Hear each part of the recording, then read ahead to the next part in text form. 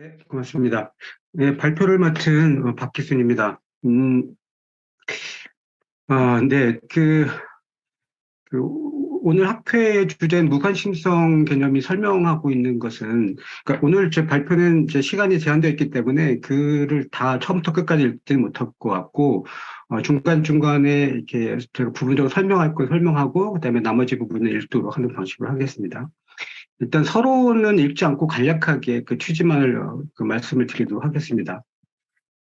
그 무관심성 개념이 이제 설명하려고 하는 것은 결국은 이제 미적 경험의 고유성 혹은 예술의 자율성이라고 얘기할 수 있을 것 같습니다. 그래서 어떤 무관심성 개념에 관한 이후의 논의나 논쟁은 궁극적으로는 이 예술의 자율성을 어떻게 이해할 것인가의 문제로 귀착된다고 할 수 있을 것 같습니다.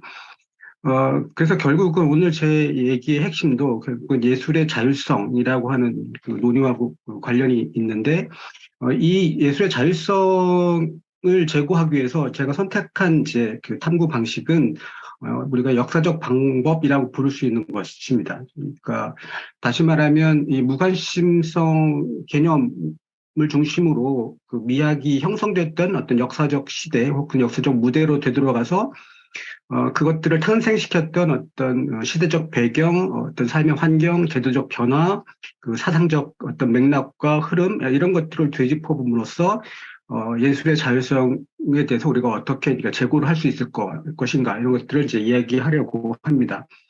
이런 문제의식을 가지고 있기 때문에 이 무관심성과 미학에 대한 어떤 그 사유의 문제 설정을 저는 이제 커다랗게 모더너티라고 하는 일반적 틀 속에서 위치시켜야 된다고 생각을 했고, 그래서 그 제목도 이제 미학적 모더너티라는 제목을 붙인 거고요.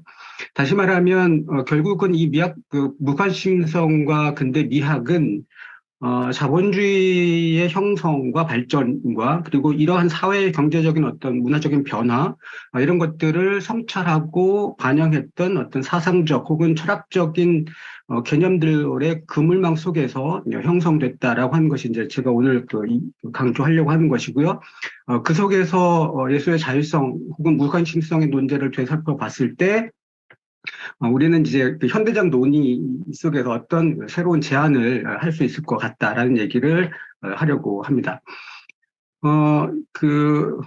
바로 이제 그 본론으로 들어가도록 하겠습니다. 본론 두 번째 장인데요. 페이지로는 3페이지가 될 것 같습니다.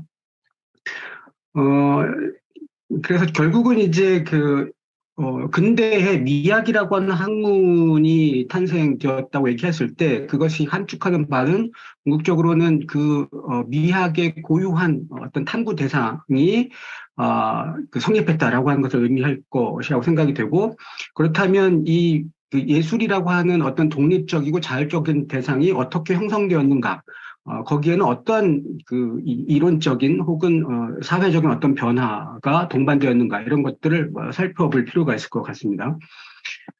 주시하다시피 미학에서 주로 다루는 플라톤이나 아리스토텔레스에게서 예술이라고 하는 것은 어떤 자율적 영역으로 혹은 자율적 탐구 대상으로 확립되지 못했고요. 특히 물론 아리스토텔레스는 플라톤과 다르지만 아리스토텔레스에서도 예술의 원리는 궁극적으로 자연과 인간 본성의 공통 원리라고 얘기할 수 있는 로고스에 규범화되고 있다는 것, 그리고 그렇기 때문에 예술은 자신만의 원리를 갖는 독립적이고 자율적인 영역을 구성하지 못했다라고 얘기할 수 있습니다. 그 다음 문단 중간 아리스토텔레스에서부터 읽도록 하겠습니다. 아리스토텔레스에서 시예술이 가졌던 이 운명은 17세기에 이르기까지 회화나 조각과 같은 다른 예술 장르들의 공통된 운명이 되었습니다.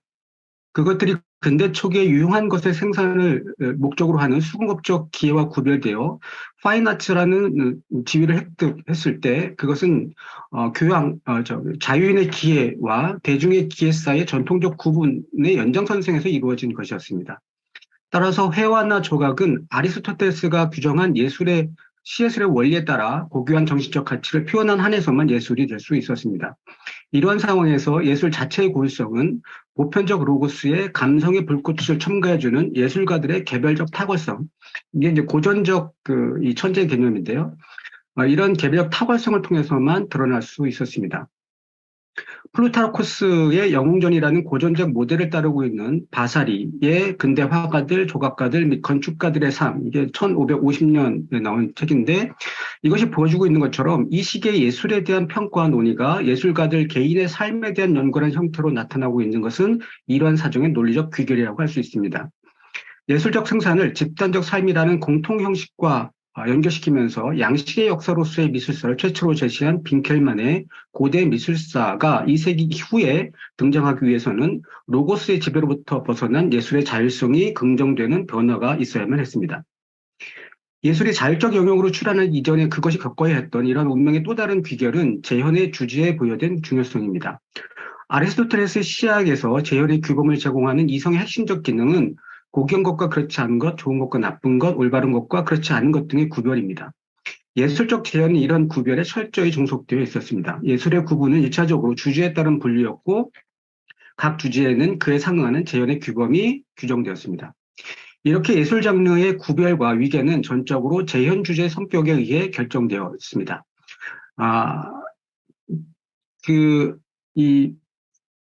이러한 어떤 것은 근대 이로서 회화조각 왕래 아카데미에서 예술의 장르의 위계를 설정할 때도 원형이 되었는데요.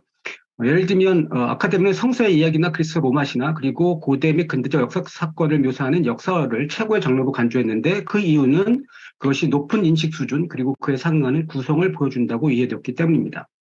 고귀한 왕족이나 귀족을 그렸던 초상화가 그 뒤를 이었고 근대에 출현한 새로운 장르들로서 서민의 일상적 삶을 묘사하는 풍속화, 자연사물들의 모습을 담는 풍경화, 그리고 존재의 위기에서 가장 낮은 자리에 위치한 죽은 것을 재현한 정물화는 고귀하지 않은 것을 재현하는 고귀하지 못한 장르들로 간주되었습니다. 예술 장르의 이러한 구별과 위계는 불평등한 사회학적 시선, 제가 이제 이 글에서 사회학적 시선 혹은 미학적 시선이라는 표현을 쓰고 있는데 이 표현은 뭘 염두에 두고 있냐면 부르디유의 그러니까 피에로 부르디유와 그러니까 칸트의 구별입니다. 그러니까 부르디유가 칸트를 비판하면서 사회적인 계급 분화를 은폐하고 있다라고 이제 칸트 미학을 비판하고 있고 이제 그렇기 때문에 그런 어떤 사회적인 계급의 분별, 어떤 분할 이런 것들의 관점을 유지하고 있는 이런 그 관점을 사회학적 시선이라고 부르고 그에 대비해서 칸트 미학의 관점을 이제 미학적 시선 이렇게 부르고 있습니다. 어떤 이런 사회학적 시선 그리고 이것을 사후적으로 정당화하는 위계적 형이상학에 기초하고 있었습니다. 아리스토텔레스는 정치학에서 이 위계적 분화를 필연에 종속되어 있는 수동적 존재인 노예와 생존에 필요한 노동에서 자유롭기 때문에 능동적일 수 있는 자유의 사이 구별로 정식한 바 있습니다. 몸이 요구하는 욕구들을 충족시키기 위해서 몸을 사용하여 생존에 필요한 것을 생산하는 일에 종속되어 있다는 점에서 노예가 필연의 존재 또는 필연의 영역에 갇혀있는 존재라고 할 수 있다면 반면에 자유인은 이성의 힘에 의해서 이 필연성에 저항하는 존재 그리고 전체의 조음을 성찰하는 철학적이고 정치적인 존재로 규정됩니다. 근데 파인아츠 개념의 기원으로 우리가 앞서 언급한 자유인의 기회와 대중의 기회의 구별은 바로 이 사회학적 구별의 직접적 귀결이라고 할 수 있습니다. 이렇듯 18세기에 미학적 시선이 나타나기 이전에 예술에 대한 담론을 지배했던 것은 자유인과 노예를 나누는 불평등의 논리, 그리고 이와 상관적인 영혼과 몸, 자유와 필연, 능동과 수동, 로고스와 감성 사이의 형이사학적 분할의 논리였습니다. 예술이 자율적 대상으로 구성되기 위해서는 무엇보다도 이 불평등의 시선에서 벗어난 것이 필요했습니다. 자, 그렇다면 이것들이 어떻게 가능했었는지 한번 살펴보도록 하겠습니다. 파인아츠 개념에 관통하고 있었던 사회학적 시선의 붕괴는 1차적으로는 자본주의 발전이라고 한 사회경제 구조의 거대한 변화와 밀접한 연관이 있습니다. 무엇보다도 자유로운 노동력을 자신의 동력으로 삼았던 자본주의 체제는 생존에 필요한 유용한 것의 생산을 노예적 노동으로 보는 고전적 관점과 충돌할 수밖에 없었습니다. 이에 따라 노동에 대한 새로운 이해, 즉 그것을 인간의 본질적 활동으로 승적시키는 관점이 등장하게 되고 그와 함께 주인과 노예의 이분법적 분할도 더 이상 유지될 수 없게 됩니다. 이러한 변화의 정치 철학적 반영이 바로 근대 계약론을 구성하고 있는 핵심 개념 가운데 하나인 자연상태입니다. 자연상태 이론을 통해서 근대인들은 자연과 정치 공동체에 대한 고전적 규정이었고 아름다움과 예술의 원리이기도 했던 조화로운 전체라는 관념과 단절합니다. 이제 자연은 모든 가능한 공동체적 질서의 발생적 토대로서 위계적 질서에서 벗어난 자유로운 개인들의 평등한 관계로 규정됩니다. 이렇게 근대에 이르러서 조화로운 전체라고 하는 이념은 자유와 평등이라고 하는 근대적 이념으로 대체됩니다. 근대 미학의 고유한 대상으로서의 예술의 성립은 이러한 근대적 변화와 결을 같이 합니다. 요컨대 자본주의 발전과 함께 새로운 시대의 이념으로 등장한 자유와 평등은 예술에 대한 접근과 이해 방식을 근본적으로 바꾸면서 예술 장르에 대한 위계적 구별을 무화시키고 미학의 고유한 대상을 출현시킵니다. 이와 관련해서 우리가 특별히 주목할 필요가 있는 것은 미술관이라는 예외적 장소 혹은 제도적 장치의 출현입니다. 어떤 의미에서 미술관이 없었다면 예술은 존재할 수 없었고 따라서 미학 또한 가능하지 않았을 것이기 때문입니다. 르네상스 시기에 그리스 로마 시대의 유물들이 발굴되고 수집되면서 발전하기 시작한 미술관은 왕족이나 귀족의 컬렉션이라는 형태에서 벗어나 18세기서부터는 앞에서 언급한 바 있듯이 자유로운 대중이 형성되면서 전혀 새로운 기능과 역할을 수행하게 됩니다. 예술 작품이 수도원이나 궁정에서 벗어나 대중의 시선 앞에 놓이게 되었다는 사실은 대중의 사회학적 지위의 변화에 상응하는 인식론적 지위의 변화를 함축합니다. 요컨대 대중이 동등한 인식 주체로서 등장했음을 의미합니다. 잘 알려진 것처럼 아리스토텔레스는 주인과 노예를 구별하면서 전자는 로고스를 소유 형태로 가지고 있고 따라서 스스로 능동적 사유를 할 수 있지만 후자는 오직 니히에의 형태로만 로고스를 분유하고 있기 때문에 스스로 사유할 수 없다고 주장한 바 있습니다. 근대는 자유로운 개인들을 출현시킴으로써 이 불평등의 논리를 해체합니다. 데카르트의 양식 개념은 이런 해체의 출발점이라고 할 수 있습니다. 그런데 결국은 이 데카르트 양식 개념은 여전히 어떤 부분적인 완전한 어떤 평등이나 이런 것들을 형이사학적으로 확립하지 못했다라고 하는 것이 그 이후의 이야기고요. 다음 문단으로 넘어가도록 하겠습니다. 6페이지로 넘어갑니다. 이런 한계를 극복하면서 미술관의 대중을 인식론적 측면에서 온전하게 개념하게 된 것은 그 제도적 장치의 발전을 목도하고 있었던 동시대 철학자 칸트였습니다. 칸트는 데카르테서처럼 일반적인 지성과 동일시되는 공통감, 따라서 개념이 그 보편성과 전달 가능성을 보증하는 공통감이 아니라 지성 및 상상과 같은 우리 인식력들의 자유로운 유의에서 비롯된 결과로서의 공통감을 제시하고 있기 때문입니다. 인식 능력들의 자유로운 유의라는 논제를 통해서 칸트는 지성의 감성에 대한 지배권을 가로치고 두 능력이 평등하게 참여하는 인식 과정을 이론화합니다.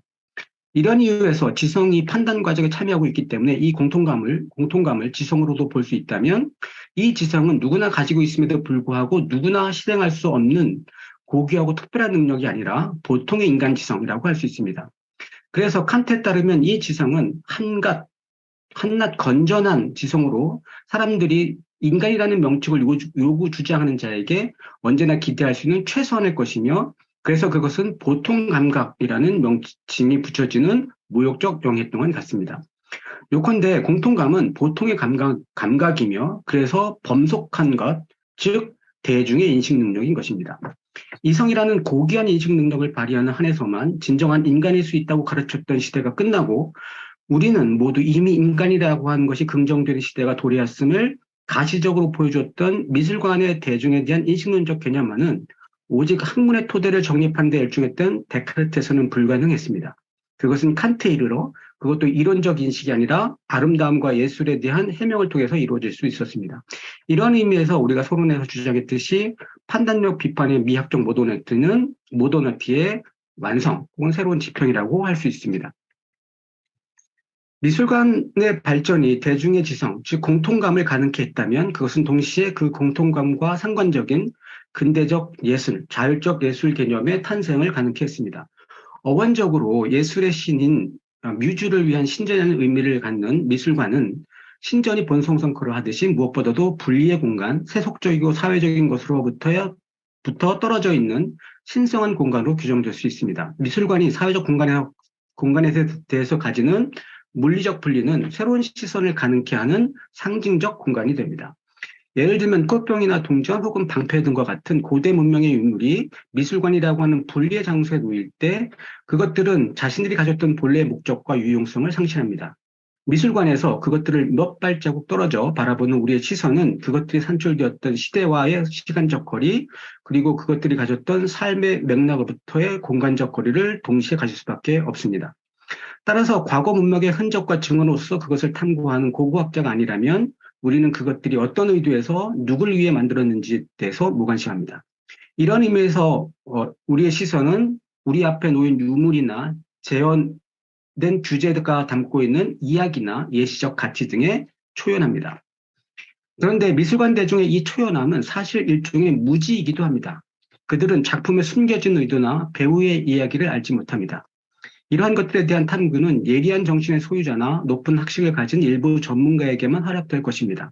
왜냐하면 대중은 배우의 본질이 아니라 나타나는 바대로일 것, 즉 가상에만 관심을 갖는 존재이기 때문입니다. 오랫동안 가상은 우리를 무지로 이끈다고 주장되어 왔습니다. 그래서 가상에 이끌린 대중은 무지한 존재일 수밖에 없었습니다.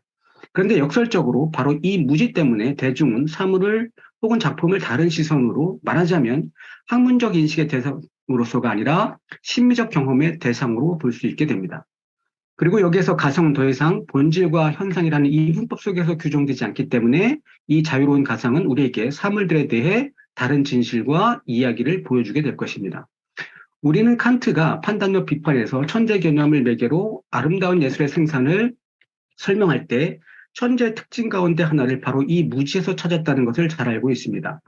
칸트가 보여주고 있듯이 이 무지는 절대적 무지라기보다는 기존의 관심과 지식을 과로치고 중지시킴으로써 다른 시선과 다른 삶을 가능케 하는 무지, 새로운 법례를 창출하는 창조적 무지입니다. 이런 점에서 이 무지는 암과 대립하기보다는 그것을 함축하고 그것과 동일화될 수 있는 그러한 무지입니다. 미술관 대중의 심리적 경험에 나타나는 이 미학적 분리는 이렇게 1차적으로는 재현된 대상의 내용에 대한 무관심, 주제 자체에 대한 초연함으로 나타납니다. 따라서 고견 주제와 하찮은 주제의 분리, 그리고 이 분리에 따른 예술 장르의 위계는 더 이상 존재하지 않게 됩니다. 실제로 18세기 말 루브르 미술관의 전시 기획자들은 이야기와 풍속, 풍경과 역사의 우스꽝스러운 구별에 대한 종말을 선언하게 됩니다. 세 줄 띄어서요. 그래서 모든 것이 재현의 대상이 될 수 있고 심리적 경험의 대상이 될 수 있습니다. 실제로 해겔은 미학 강의에서 당시 뮌헨 중앙미술관에 전시되고 있었던 무료의 거지 아이들 그림들을 네덜란드 풍속화와 함께 분석하면서 소위 통속적 본성을 지닌 것으로 간주되는 것들이 예술로 진입할 수 있는 권리를 가지게 되었음을 선언하게 됩니다. 이렇게 예술이 그 재현 주제 내용에 무관심하다면 상이한 민족, 시대, 주제 등을 갖는 이질적인 작품들이 동일한 공간에 함께 나타날 수 있는 가능성이 열립니다. 미술관은 바로 이런 가능성의 실현이었습니다. 즉 미술관은 기존에는 위기에 따라 구별되었던 것들을 동등하게 출현시킴으로써 그것들을 관통하고 있는 공통의 어떤 것 혹은 보편적인 어떤 것을 나타나게 합니다. 이것은 다음을 의미합니다. 이렇게 예술이 재현의 내용으로부터 자유로워졌다고 해도 예술은 순수하게 형식과 색채의 문제로 환원되지 않는다는 점입니다. 만약에 그렇게 된다면 공통성, 즉 상이하고 이질적인 것들의 감각적 공동체는 불가능하게 될 것입니다. 지성 개념에 의해 그 통일성이 부여되는 동질적인 것들의 공동체와는 다르게 자율적 예술은 감각적 공동체를 구성합니다. 요컨대 그것은 개념의 매개 없이 다양하고 이질적인 것들을 함께 공존시킴으로써 어떤 공통성과 보편성을 산출합니다. 그렇다면 전제된 개념에 의해 규정되지 않는 이 공통성은 어떻게 이해돼야 할까? 주제에서 자유로운 예술은 무엇을 표현하는가? 여기에서 해겔이 무리오의 아이디어에 대해서 하고 있는 다음과 같은 언급은 자율적 예술의 이상을 어디에서 찾아야 하는가라는 새로운 문제의 해답의 실마리를 제공해 줍니다. 인용하겠습니다. 그러나 이 가난과 헐벗음 사이로 우리는 그 안과 밖에서 굴욕적인 이슬람 수도승도 뛰어넘을 수 없을 정도의 완전한 무념무성과 단념과 같은 무엇이 건강함에 대한 충만한 느낌과 삶의 기쁨 속에서 빛나고 있는 것을 목격하게 된다. 외부에 대한 이 무념무상, 외부 속에서의 이 내적 자유, 이것이 이상의 개념이 요구하고 있는 것이다. 해겔에 따르면 무료의 아이들이 예술의 이상을 표현할 수 있는 것은 단순히 그 형상의 아름다움 때문이 아닙니다. 그것은 외부에 대한 무관심 그리고 이에 상관적인 내적 자유입니다. 사회학적 시선에서 보면 거지 아이는 배고프고 헐벗은 존재이고 따라서 누구보다도 생존의 욕구에 내몰려 있는 존재입니다. 그럼에도 불구하고 무료의 캔버스에 그 아이들은 어떤 것도 요구하지 않는 완전한 무념무상의 존재로 등장합니다. 그리고 해겔은 이 무관심과 초연함을 내적 자유와 일치시킵니다.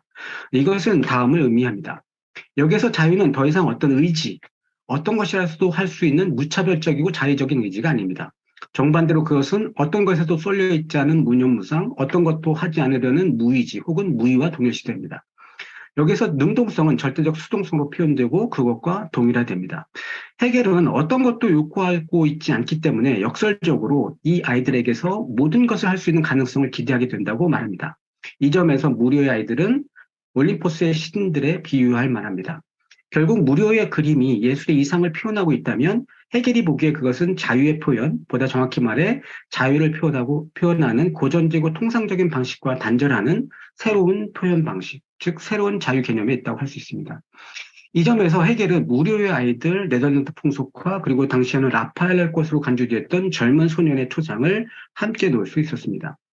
이 자율적 예술이 표현하는 자유는 앞에서 언급한 바와 같이 무차별적이고 자의적인 자유가 아닙니다. 달리 말해 이 자유는 자신의 토대를 가지고 있습니다. 해겔은 네덜란드 풍속화와 관련해 논하면서 네덜란드인들은 재현의 내용을 자기 자신들로부터, 다시 말해 현재 자신들의 삶으로부터 이끌어냈다라고 말합니다. 요컨대 네덜란드 풍속화에 나타난 자유는 당시 네덜란드 민족의 자유의 표현이라는 것입니다. 바로 이 점에서 자율적 예술은 단순한 형식과 색채의 자의적인 실험이 아니라 집단적 삶의 형식의 표현으로 보아야 합니다. 에스파냐 예서부터 벗어나 자유로운 삶의 환경과 번영을 스스로 만들어냈던 네덜란드인들은 자신들의 자유를 자신들의 진취적이고 전투적인 기상을 직접적으로 재현하는 것을 통해서가 아니라 사람들의 무념한 놀이와 춤을 통해 그리고 일시적이고 우연히 나타나는 사물들의 가상에 대한 무관심한 향유를 통해 표현했던 것입니다. 다음 페이지로 넘어가서요. 넷째 줄, 다섯째 줄부터 다시 읽겠습니다.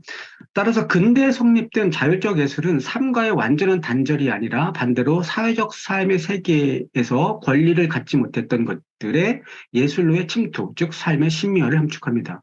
이 신묘화는 사회적 위계질서를 반영하는 감성계의 분할, 즉 보이는 것과 보이지 않는 것, 말과 한갓 소리에 불과한 것의 분할을 파괴하는 새로운 감각적 공동체를 구성합니다. 이런 의미에서 실러는 인간의 미적 교육에 관한 편지에서 심미적 경험을 지성의 분할과 구별을 전제하지 않기 때문에 모든 것이 주목되고 모든 것이 발생할 수 있는 심미적 상태로 규정합니다. 이 점에서 심미적 상태는 일종의 미학적 자연 상태로 이해될 수 있습니다. 자연 상태가 규범과 분할에서 자유롭기 때문에 모두가 평등한 권리를 누리는 자유와 평등의 상태이고 그렇기 때문에 정치 공동체의 무한한 발생적 토대인 것처럼 심리적 상태는 마찬가지로 모든 가능한 감각적 공동체의 가능성의 조건이기 때문입니다. 우리는 여기서 근대 미학과 정치 철학은 동일한 이념의 두 표현임을 보게 됩니다. 이것은 미학적 무관심성에서 그리고 이것은 미학적 무관심성에서 성립하는 예술적 자율성이 결코 예술의 정체성을 배제하는 것이 아니라 오히려 함축한다는 것을 우리에게 다시 한번 확인시켜 줍니다. 그 다음의 이야기는 이러한 이제 그 무관심성의 미학이 갖는 어떤 형이상학적인 의미 혹은 지평, 모더너티라고 하는 역사의 어떤 흐름 속에서 그것이 갖는 의미를 어쨌든 그 근대 철학사적 맥락에서 다시 검토하는 작업인데요. 제 질문은 결국은 음, 그 무리의 아이들이 보여주고 있는 말하자면 신의 형상, 자유로운 신의 형상은 전통적인 형이상학적인 신을 어떻게 전환시키고 있는가의 문제이고, 그러니까 이것을 검토함으로써 어떤 미학적 모더너티의 새로운 형이상학이 무엇인지를 우리가 살펴볼 수 있겠다라고 하는 문제의식입니다. 이 논의를 위해서 이제 제가 출발점을 삼고 있는 것은 당연히 근대의 시작을 알렸던 데카르트입니다. 그래서 10페이지 두 절부터 읽도록 하겠습니다. 데카르트의 철학적 문제의식은 무엇보다도 새로운 학문의 정초, 확실성의 토대 위에 구축 수 있는 학문의 정립이었습니다. 그런데 학문이 확실성을 획득하기 위해서는 그 대가로 지불해야만 하는 것이 있었습니다. 그것은 인식 가능 영역의 제한입니다. 데카르트는 우리는 모든 것이 아니라 제한적으로만 우리 인식 능력이 허용하는 한계 내에서만 확실한 인식을 얻을 수 있다는 것을 인정해야 했습니다. 이러한 이유에서 그는 학문의 영역에서 사물들의 목적인에 대한 탐구, 전체의 이유와 근거에 대한 탐구를 배제해야 한다고 주장했습니다. 다음 문제로 넘어가서요. 그렇다면 목적에 대한 탐구는 왜 배제될 수밖에 없는가? 여기에는 만물의 원인인 신에 대한 특정한 이해가 놓여 있습니다. 중세 절대주의 신학 전통을 이어받았던 데카르트에게 신은 절대적인 역량, 따라서 모든 것의 원인이지만 정작 자신은 어떤 원인도 갖지 않아서 우리의 인식 대상이 될 수 없는 이해 불가능한 영역으로 사유되었습니다. 이런 이유에서 신의 자유는 우리가 그 이유와 목적을 모를 수 없는 절대적 자유의지로 규정되었습니다. 이렇게 신의 절대적 역량에 산출된 자연의 무한성 앞에서 인간은 로고스라는 동지적 원리로 묶여있던 자연과의 유대를 상실하고 우주에서의 중심적 지위를 박탈당할 수밖에 없었습니다. 지구의 중심성을 부정한 갈릴레오에 대한 근대인들의 신경질적 반응은 이 상실감에 대한 두려움에서 기인합니다. 그래서 근대인들은 잃어버린 중심성을 되찾고 안전하게 거주할 수 있는 영토를 확보할 필요가 있었는데 그들은 이 과제 해결을 확실한 학문의 정립에서 찾았던 것입니다. 그리고 그들은 이 학문의 토대를 자신 안에서 인간의 인식 능력 안에서 구할 수밖에 없었습니다. 데카르트 이후 스피노자와 같은 몇몇 예외적인 경우를 제외하고 거의 모든 근대 철학자들이 지성에 대한 탐구에 매달렸던 이유이기도 합니다. 그런데 데카르트에서 학문의 확실성은 인식 능력 자체만으로는 확보될 수 없었고 최종적으로 신의 형이상학적 보증에 의존해 있었습니다. 그러나 이 보증에도 불구하고 인간 본성은 내적인 분열을 잉태하고 있었는데 무엇보다도 절대적 자유에 의해서 규정되는 초역적 신과 그 결과인 필연적 질서로서의 자연이라는 형이상학적 이원론이 유일하게 신을 담고 있는 인간 정신과 물질적 자연의 한 부분인 인간 신체를 근본적으로 갈라놓기 때문입니다. 따라서 데카르트는 인간을 독립적 실체로서 정신과 신체의 통일체로서 사유하는데 어려움을 가질 수밖에 없었는데 성과선이라는 것을 매개로 그 통일성에 대한 합리적 설명을 시도했지만 그것은 그 어떤 것보다도 비합리적인 것으로 받아들여졌습니다. 다음 문단으로 넘어가세요. 물론 데카르트의 이원론은 정신과 물질에 대한 고전적 이해에 대한 혁신을 담고 있습니다. 즉 그것은 물질에 대한 정신의 지배, 다시 말하면 물질 세계의 원리는 정신에 있다는 관점과 단정함으로써 물질계를 독립적인 영역으로 정립합니다. 그럼으로써 그것은 자유의 영역과 필연의 영역을 완전히 분리하게 됩니다. 이러한 이유에서 데카르트의 이원론의 성취는 곧 그것의 난점을 구성합니다. 더욱이 데카르트적 혁신이 아직 정신과 물질의 동등성, 나아가 동일성까지 나가지 못하고 여전히 전자의 능동성과 후자의 수동성을 긍정하고 있다는 점은 우리가 앞에서 데카르트의 평등주의의 한계를 논하면서 언급했던 것입니다. 거기에서 우리는 데카르트가 학문의 토대로 간주한 인간 정신, 즉 인계념이 상상에 대한 지성의 지배라고 하는 관점에서 규정되고 있음을 언급한 바 있습니다. 데카르트에서 인간인식 능력의 제한성, 인간 본성의 내적 분열 가능성, 정신과 신체 그리고 이성과 감성이라는 인식 능력들 사이의 위기적 관계라는 논제는 신이라고 하는 최고 존재에 대한 형이상학적 이해의 귀결이었고 동시에 그것에 의해서 그 난점이 봉합되고 있었습니다. 그런데 이 신이 제거된다면 어떤 일이 벌어질까요? 그것을 보여준 것이 바로 칸트였습니다. 신이 과로쳐짐으로써 데카르트에서 봉합되어 있던 인간 주체의 분열 가능성은 더욱 가시화되었습니다. 니체가 이후에 보여주게 됐듯이 신의 죽음이 의미하는 것은 무엇보다도 자아의 해체일 수밖에 없기 때문입니다. 칸트는 사라진 신의 보증을 인식 능력들의 결합 또는 합치에 대한 논증을 통해 대체하고자 했습니다. 그러나 칸트도 이 데카르트 주체에 내재해 있던 균형의 가능성을 막지는 못했습니다. 다음 문단으로 넘어가서요. 그런데 이 모든 것이 판단력 비판에서 달라집니다. 무엇보다도 그것은 우리가 서론에서 인용했듯이 이 마지막 비판서가 필연의 영역과 자유의 영역 사이의 통합을 자신의 과제로 설정했다는 점에서 잘 드러납니다. 그렇다면 칸트의 이 전환적 문제의식은 어디에서 온 것일까요? 이후의 이야기는 이제 이에 관련 설명인데 제 이야기의 논점은 결국 판단력 비판의 그 저수를 추동했던 굉장히 중요한 물론 내적 동기도 있지만 그 내적 동기마저도 강제했던 외적인 어떤 동기가 있었고, 그것은, 그 1783년에 야코비에서 추동되었던 이제, 일명 그 범신론 논쟁, 혹은 스피노자주의 논쟁이라고 부르고 있는 것인데, 그 중에서도 특히, 야코비가, 제기했던 칸트 비판, 혹은, 어, 이성의 자율성과 혹은 권위에 대한, 도전, 혹은 문제 제기였습니다. 사실은 이 논쟁에서 칸트가 의 공식적인 개입은 1786년에 그 사유의 방향을 정한다는 것은 무엇을 의미하는가였는데,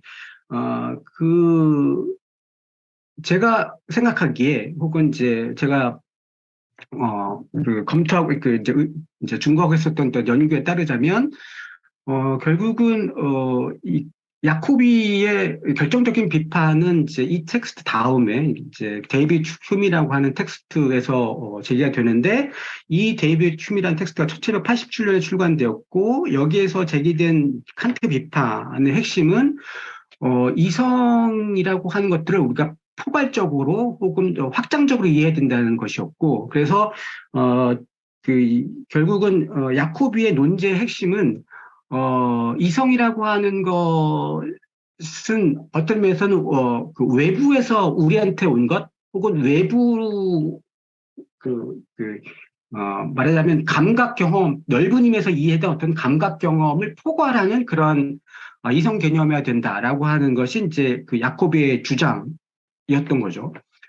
이러한 예술의 자율성, 그러니까 이성의 자율성에 대한 그 어떤 문제 제기, 어떤 비판에 대해서 응답했던 것이, 궁극적으로 이제 판단력 비판이었고, 이 판단력 비판에서 이 응답의 계기를 제공했던 것이 결국 이제 생명체라고 하는 그 개별 생명체라고 하는 것과 취미 판단, 이었다는 거죠. 왜냐하면 이 생명체와 취미 판단은 그 당시까지만 해도 어쨌든 뭐 야코비의 문제 제기도 그렇고 결국은 합리성의 범주 안에서 들어올 수 없는, 이제 좁은 의미에서 합리성의 범주 안에 들어올 수 없는 것이라고 이제 간주되었던 것이고, 그래서 칸트는 이것들을 자신의 초월 철학의 체계 안에 포함시킴으로써 어떤 그 야코비의 비판에 응답하고, 더불어서 자신의 어떤 철학적인 문제의식을 이제 발전시켰다, 이렇게 이제 볼 수 있는 거죠. 그래서 읽는 것은 12페이지의 두 번째 문단 생명체부터 읽도록 하겠습니다. 생명체의 문제와 더불어 취미 판단은 칸트에게 그런 응답의 기회를 제공했습니다. 판단력 비판에서 그는 경험의 영역에 속하기 때문에 초월 철학의 대상이 될 수 없다고 그 자신이 오랫동안 믿었던 취미 판단을 합리성의 체계 안에 포함시킵니다. 그런데 취미 판단이 합리주의 체계 안으로 들어오기 위해서는 합리성 개념 자체가 확장되어야 했습니다. 규정적 판단뿐만 아니라 반성적 판단까지도 합리성의 범주 안에 들어와야 했습니다. 다시 말하면 지성 개념을 전제하는 합리성이 아니라 개념을 산출하는 합리성의 형식이 도입되어야 했습니다. 이것은 사유란 무엇인가라고 하는 보다 근본적인 문제로 우리를 인도하게 됩니다. 사유란 우리 정신에 갖춰진 내적 능력의 작용으로 볼 수 없습니다. 그렇게 되면 사유는 그 능력을 규정하는 한계 안에 갇히게 될 것입니다. 오히려 사유는 외부에 대한 열림이 되어야 합니다. 그것은 세계의 영혼이 내 정신의 깊숙한 내면이 아니라 저 작고 하찮은 것들에 깃들어 있음을 깨닫고 그것들이 전하는 침묵의 언어를 들을 수 있도록 나중에 니체가 말하듯이 의식의 문과 창을 닫아버리는 망각의 행위가 되어야 합니다. 그러나 그것은 동시에 칸트가 주장하듯 우리의 정신의 체계성을 추구하지 않을 수 없기에 새롭게 사유의 세계에 진입한 것들을 조직하여 새로운 질서와 체계를 구축하는 건축적 행위이기도 합니다. 이렇게 열림과 닫힘의 과정을 통해서 인식의 체계를 확장해 나가는 것, 이 합리성의 형식을 칸트는 지성과 상상 또는 이성과 상상의 자유로운 유의를 통한 합치로 정식화했던 것입니다. 여기에서 유의는 지배와 종속, 능동과 수동의 범주하에서 고려되었던 인식 능력들의 사이의 위계, 정신과 신체 사이의 불평등의 철폐를 의미하며 궁극적으로는 이 모든 것을 최정점에서 구조했던 신개념, 절대적 자유의지로 이해된 신념에 대한 부정을 의미합니다. 이렇듯 유희는 전통 형이상학의 신개념을 대체하면서 그 체계 전체를 그 내부에서 무너뜨리고 그 자리에 전적으로 새로운 형이상학을 구축하게 됩니다. 전통 형이상의 신처럼 자유로 규정되지만 자유의지의 신과는 다르게 유희하는 자유는 우리가 앞에서 살펴본 것처럼 무관심과 무의지의 자유입니다. 이런 이유로 유희는 상반된 것들, 다시 말하면 무지와 암, 무의지와 의도, 수동과 능동, 자유와 필연의 직접적 일치를 가능케 합니다. 이렇게 데카르트에서부터 내재해 있었던 인간 본성의 분열의 가능성은 이 유희 속에서 생산적 과정의 계기로 내재화됩니다. 이제 그 분열은 더 이상 난점이 되지 않습니다. 초월적 신에 의해서 봉합되는 대신에 유희 속에서 오히려 긍정되는 분열된 인간 본성은 생산적이고 창조적인 능력으로 재규정됩니다. 헤겔이 무료의 아이들에서 자율적 예술의 이상으로 발견했던 무의의 신은 결국은 유희하는 신, 자유와 평등이라는 근대적 이념을 구현하고 있는 신이었습니다. 이제 이 신은 새로운 시대의 형이상학을 구성하게 될 것입니다. 그래서 우리는 이렇게 말할 수도 있을 것입니다. 18세기 이후 회화, 무용, 조각, 소설, 극예술, 사진과 영화 등과 같은 다양한 예술 장르들에서 일어났던 수많은 예술적 혁신들은 무료의 아이들이 구현하고 있는 저 신의 유희에서 기원하고 있다. 네, 이상으로 제 발표를 마치도록 하겠습니다. 예, 논평마침의 고대중입니다. 프랑스도 공부를 하신 분들의 글을 제가 별로 좋아하는 게 아닙니다. 왜냐하면 정도 듣는 게 그들은 데카르트의 후배이고 그래서 상당히 명정한 글을 구사한다고 하는데 제가 무식해서인지 아무리 봐도 명정은 하지 않더라고요. 근데 딱 한 분의 예외가 있다면 바로 그걸 발표하신 박희준 선생님입니다. 프랑스에서 공부하신 분들도 정말 글을 잘 쓰는구나. 그걸 제가 신뢰를 그것을 확인할 수 있게 합니다. 매번 박 선생님 글을 볼 때마다 느끼고, 그래서 처음에 이제 기획하신 전영환 선생님께서 저한테 논평을 할래라고 했을 때, 그 대상 논문이 뭐냐라고 하니까 저는 이제 해주니까 박희준 선생님 글이다 하니까, 그럼 하지! 라고 이제 제가 흔쾌히 얘기했던 겁니다.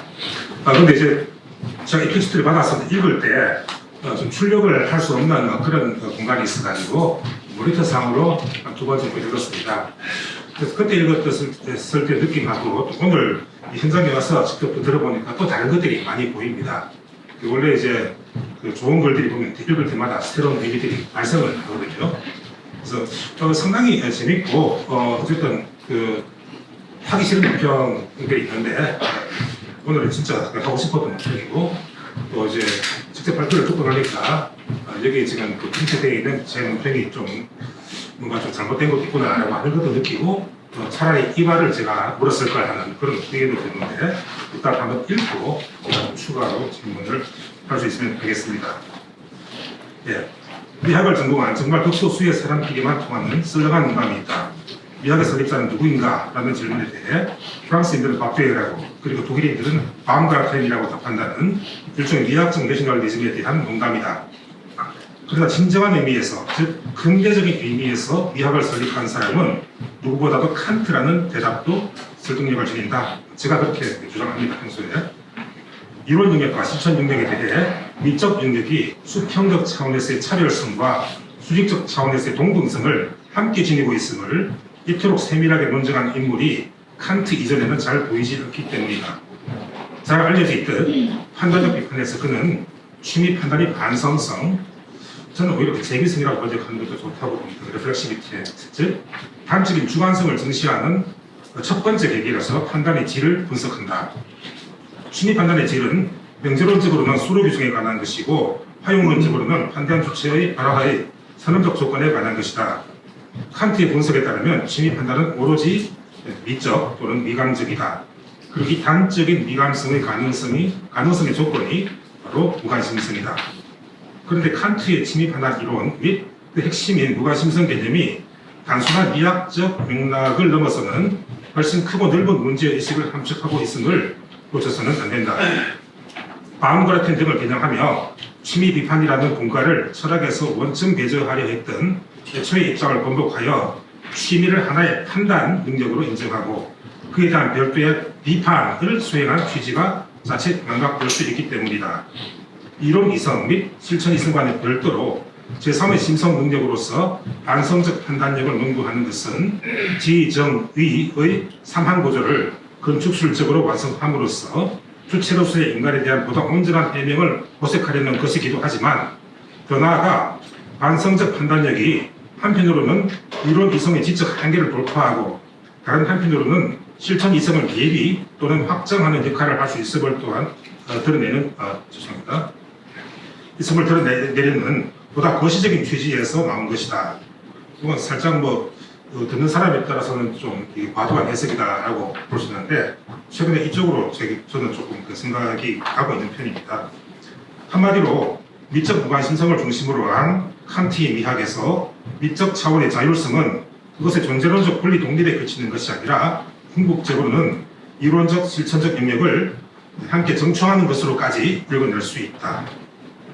논자가 이 논문에서 예의주시하는 것들에도 방금 본 논평자가 언급한 국면이 상당히 포함되어 있다고 보인다.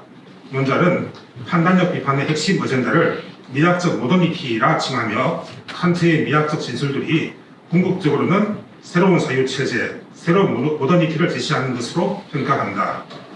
논자가 말하는 바의 미학적 모더니티는 예술의 자율성이 오히려 정치성 같은 것을 함축한다는 데에서 성립한다. 거기에는 자유와 평등이라는 근대적 가치가 녹아들어 있고 이는 크게는 자본주의의 발전이라는 사회경제적 구조의 변화가 작게는 미술관이라는 제도의 출현 등이 물적 토대로서 연관되어 있다고 설명하고 나아가 이러한 미학적 모더니티가 유희하는 신이라 불릴 법한 새로운 형이성학적 지평을 낸다고 제출한다. 논자 특유의 가독성 높은 문체와 나름의 정학적 설명으로 인해 그의 주장의 대강이 무엇인지를 이해하는 것은 어렵지 않으므로 논문에 대한 더 이상의 요약은 해서 않겠습니다. 다만 강론에서 본 논평자가 곧바로 이해하지 못했거나 다소 아쉽거나 의아스러운 부분에 대해 설명을 요청함으로써 이 논문에 대한 좀 더 유리한 이해에 도움이 되고자 합니다. 첫 번째, 물론 논평자 입장이긴 하지만 무관심성 개념과 함께 우리가 판단력 비판을 주목해야 할 또 다른 부분의 하나는 취미 판단의 두 번째 계기인 양이다. 칸트에 따르면 취미 판단은 단층 판단이다. 철학사적으로 이는 아리스토텔레스의 토대 T를 더욱 적극적으로 옹호하는 것으로도 볼 수 있거니와 여러 또는 모든에 복속되지 않는 유일한 개체를 주인공 또는 그 명제 안에서 보자면 주어로 등극시킨다는 점에서 이 역시 중요한 사유혁명이라 여겨진다. 또 제가 봤을 때 이게 이제 그 질에 대한 분석에서의 그 무관심성하고 상당히 긴밀하게 연결된다고 보는데요. 나아가 이 양에 대한 교정은 판단력 비판의 또 다른 어쩌면 가장 중요한 부분인 목적론적 판단력 비판에서 목적론적 자연관이 주로 유기체 전체를 지향함으로써 유발하는 아쉬움을 그에 상쇄시킬 수 있는 부분이라고도 보입니다. 이 점은 세 번째 기계의 분석에서 제시된 목적 없는 한목 특성과 연관될 때 특히 잘 드러난다. 아무 것이 아니 바로 이것이 대체 불가능한 유일자로서 따라서 자기 목적적인 것으로 강조되는 것이다. 더욱이 미가 도덕성의 상징이므로 미적 대상의 이러한 단층성은 상호주관적인 실천의 차원에서 목적으로서의 타자를 정촉하는 또 다른 근본학적 토대 역할을 할 수 있을 것이다.